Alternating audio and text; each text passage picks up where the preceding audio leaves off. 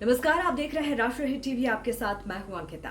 पहले से ही जलते सुलगते मिडिल ईस्ट में अब जंग का एक नया मोर्चा खुल गया है। इजराइल ने लेबनान के हथियारबंद समूह हिजबुल्लाह पर भयानक हमले का ऐलान करते हुए जबरदस्त कार्रवाई की है। गाजा में हमास के साथ 9 महीने से जंग कर रही इजरायली सेना ने अब लेबनान में हिजबुल्लाह के साथ भी जंग छेड़ दी है।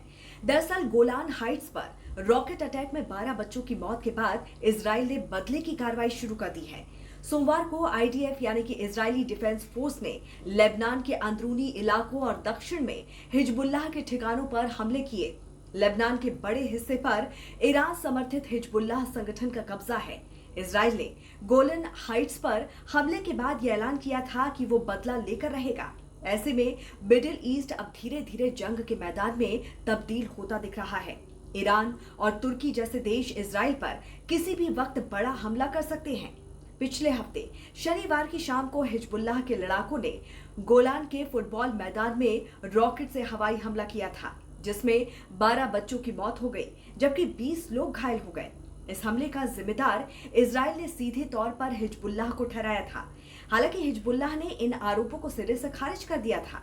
पिछले साल 7 अक्टूबर को इजराइल पर हुए हमास के हमले के बाद ये सबसे बड़ा हमला था, जिसने इजराइल को भीतर तक हिला दिया। इसकी बड़ी वजह यह भी थी कि दुनिया का सबसे सुरक्षित माने जाने वाला एयर डिफेंस सिस्टम आयरन डोम भी हिजबुल्लाह के रॉकेट को आने से नहीं रोक सका। ऐसे में गोलन हाइट्स पर हमले के तुरंत बाद ही इजराइल के प्रधानमंत्री बेंजामिन नेतन्याहू अमेरिका का दौरा बीच में ही छोड़कर स्वदेश वापस लौट आए।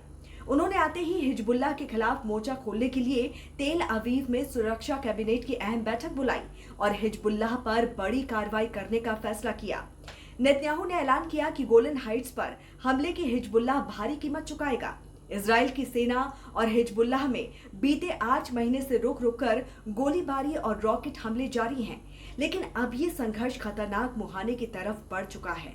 हिजबुल्लाह के नेता सैयद हसन नसराह ने इजराइल को सीधी धमकी दी है कि अगर इजराइल लेबनान में नागरिकों को निशाना बनाना जारी रखता है तो हिजबुल्लाह उनके देश में नए नए ठिकानों पर हमला करेगा।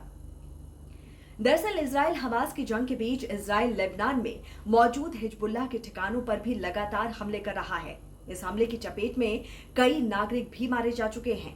अब हिजबुल्लाह ने खुलकर इजरायली ठिकानों पर हमले की बात की, लेकिन अमेरिका नहीं चाहता है कि इजराइल हिजबुल्लाह के साथ जंग में उलझे।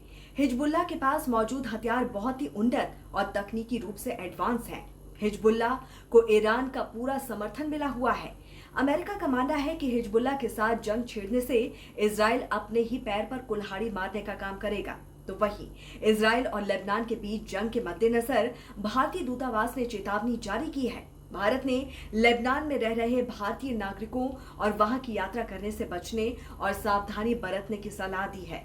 साथ ही बेरूत में भारतीय दूतावास के संपर्क में रहने की भी अपील की गई है। आज इजराइल के पास दुनिया की सबसे मजबूत सेनाओं में से एक है, लेकिन हिजबुल्लाह को कमतर नहीं आंका जा सकता। हिजबुल्लाह वो संगठन बन चुका है जिसे दुनिया के सबसे भारी हथियारों से लैस नॉन स्टेट एक्टर के तौर पर पहचाना जाता है। हिजबुल्लाह के पास खतरनाक हथियारों का जखीरा होने की रिपोर्ट से अमेरिका तक चौंक गया है। तो इस पर आपकी क्या राय है, जरूर हमें बताइए कमेंट करके। जुड़े रहिए राष्ट्रीय हिट टीवी के साथ। नमस्कार।